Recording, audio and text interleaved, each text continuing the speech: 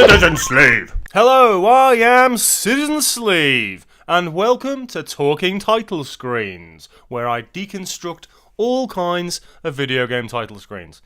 Now remember, none of this is scripted, so if you spot something I don't, or if you have a different meaning for something perhaps, chuck it in the comments and we shall have a chat. As you can see, this time round we're going to look at The Last of Us, which has a very distinct title screen that I think represents the game very effectively indeed. Let's start, shall we? So the first thing to notice is that there is no The Last of Us anywhere. There's nothing on the screen other than press any button in a very simple, understated font type with no other text and no other options until you then click through to the following menu. Now, one of the reasons I think this title screen reflects its game so well is the duality of what we're seeing visually. So we have the dilapidated indoors with the flicked kind of out and worn away wallpaper with the crumbling paint coming off the wall and these dark areas on the left hand side. Your eye is then obviously drawn to the right hand side where the light is from the window. We've got these very gently swaying curtains moving in the breeze. The outside world, nature, encroaching on the inside to suggest that it's taken over. It's taken back what was once humans. And as you can see, it's all the way around the windows, and then just that bottom pane, the way it winds in and winds down past the windowsill, just to show that it's taken over the structures that we used to use. The shadows are very cool as well, the way they cut across the wall, almost suggesting what's called a prison metaphor. So shadows cutting across to show that you are trapped within something. And of course within The Last of Us you're trapped not only within the environment itself, but within these places in which you get stuck and you have to sneak around and then find your way back out into the naturally overtaken landscape.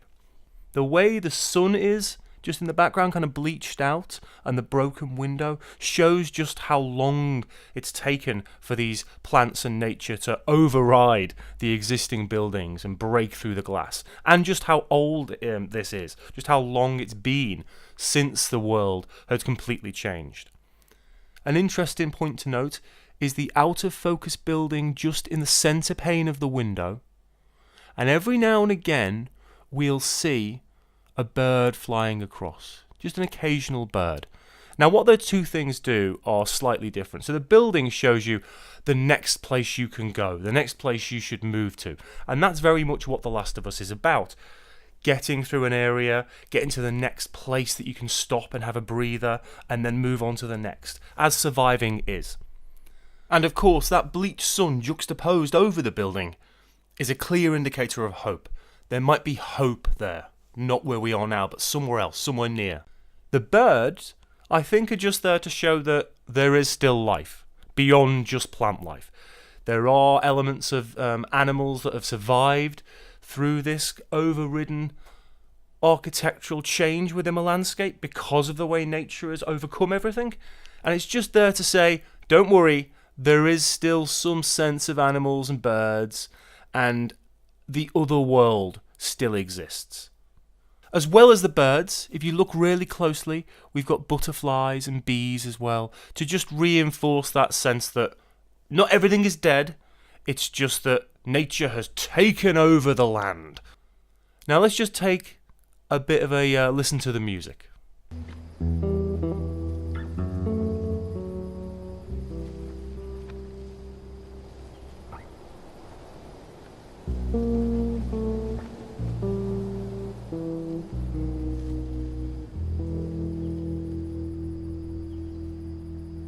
Now the music is very slow, it's very melodic, it's very melancholy, and it suits this particular atmosphere and the aesthetic of the title screen. This sense of being trapped in these dilapidated, destroyed buildings with the outside world breaking through and you're heading out to that outside world. So your eye is drawn by the light, but the music reinforces this slight sense of hope, but also is quite discordant at times and very ponderous, which is an interesting way to combine both visual and audible elements. So yeah, it's a very well designed, very well constructed title screen that shows the duality within the game, both of the interior and the exterior and the way they work. And combine that with the music, I think you have a wonderfully reflective title screen that really does capture part of the essence of what The Last of Us is about. And don't forget in the comments, if you've got any suggestions for particular title screens that you would like me to deconstruct, chuck them down there. I shall have a look, and I'll do the best I can. If you liked the video, hit that like button, maybe even sub to the channel. If you didn't like the video, hit that dislike button. Not everybody likes everything. Take it easy. I shall see you very soon. Citizen Slave!